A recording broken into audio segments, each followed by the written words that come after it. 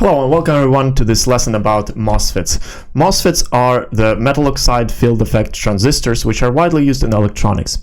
In this lesson I will teach you the intuitive understanding behind the different types of MOSFETs. So we'll go through the four main types, the N channel, the P channel, and then the variations of these two, which is the enhancement and the depletion mode MOSFETs.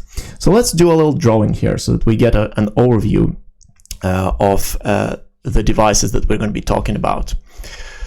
Let me just switch screen to my workspace and now I can draw.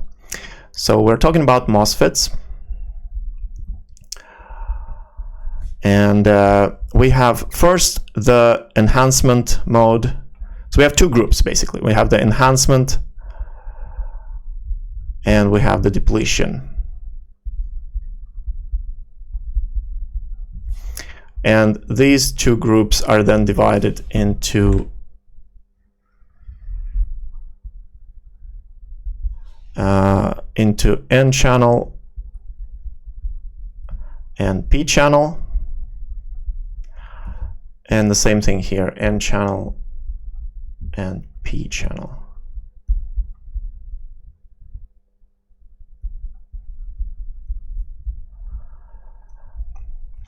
So the enhancement mode means that the channel is enhanced when you apply voltage to the gate, and depletion mode means that the channel is depleted when you apply voltage to the gate.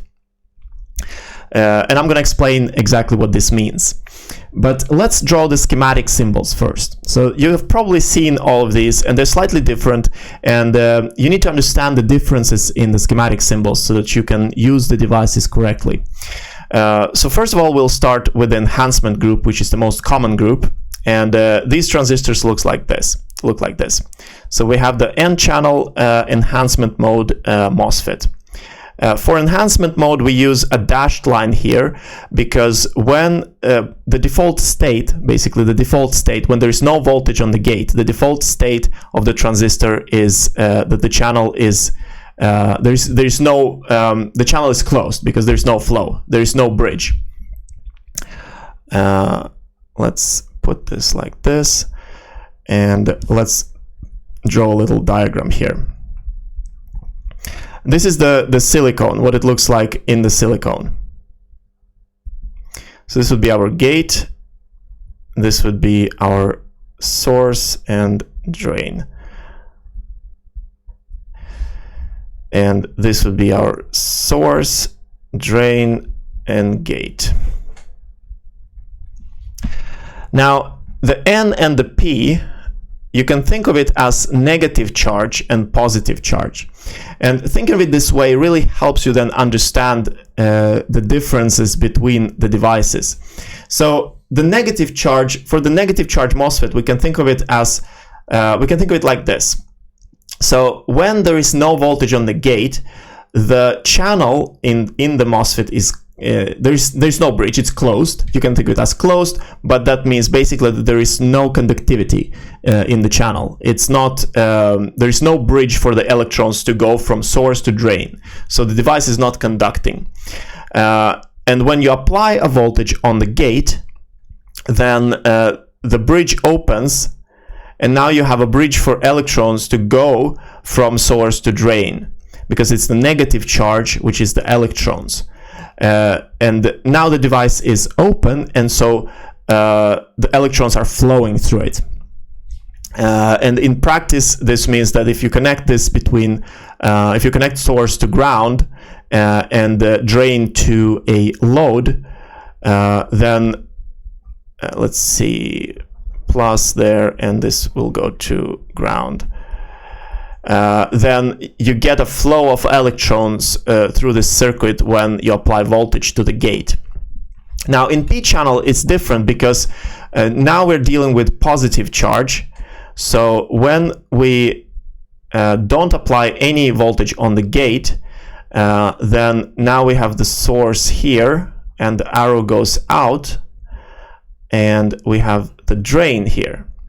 So the the descriptions are reversed, but this is because it's the positive charge that we are dealing with.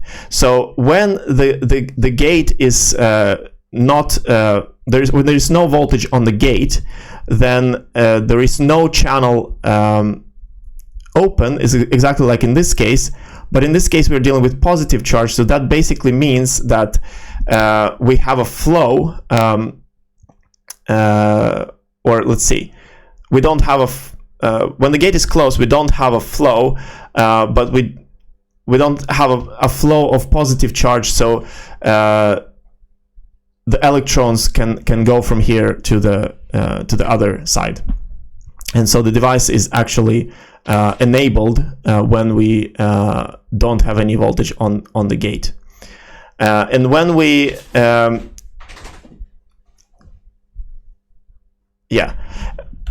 and this is the most confusing part. This is the most confusing part of thinking about this, because now the bridge is actually the positive charge. So the bridge is the absence of the electrons. So when it's open, then there is an absence of electrons, and that means that there is no current flowing. so when you apply when you don't have voltage applied, then there is current flowing, and when there is let's see, when you don't have voltage applied, then there is current flowing, and when you have voltage applied, then there is an absence of current, which means that there is no current flowing. It's a little bit confusing, I know, but if you think about it as negative and positive, it kind of makes sense, and then it becomes easier to understand how this actually works. Now, depletion is the opposite. So you have your gate, and then you draw the channel as a straight line because it's open by default, and for the N-channel MOSFET, it's going to be that it's open by default, and then you deplete the channel by applying voltage, so that when you apply voltage to the gate, you deplete the channel, and then this disappears until there is no flow. So when you apply the voltage on the gate, then there is no flow of electrons, because this is an N-channel MOSFET. There is no flow of electrons through the device, and so it's turned off. So it becomes an inverting function. When you apply voltage, it turns off. When you remove voltage, it's turned on by default when the device is in its default state.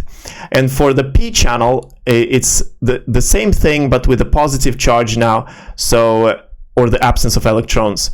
And so we have like this, and then we go here. So we have our, I'm just gonna label them. Actually, no, this is source, and this one is drain, and here is drain, and this one is source. So this is the source of the absence of the electrons. So when you don't have voltage applied, then the channel is open, so there's absence of electrons, and so there's no current flowing through it. And when you apply voltage on the gate, then you break the channel, which means there is no longer an absence of electrons, and so the current is flowing through the transistor. And that's an intuitive understanding of MOSFETs. I hope you learned something, and in the next video we will look at different schematics we can draw with MOSFETs and actual practical examples of how we can use MOSFETs in order to build circuits. Thank you for watching, and I'll see you in the next video.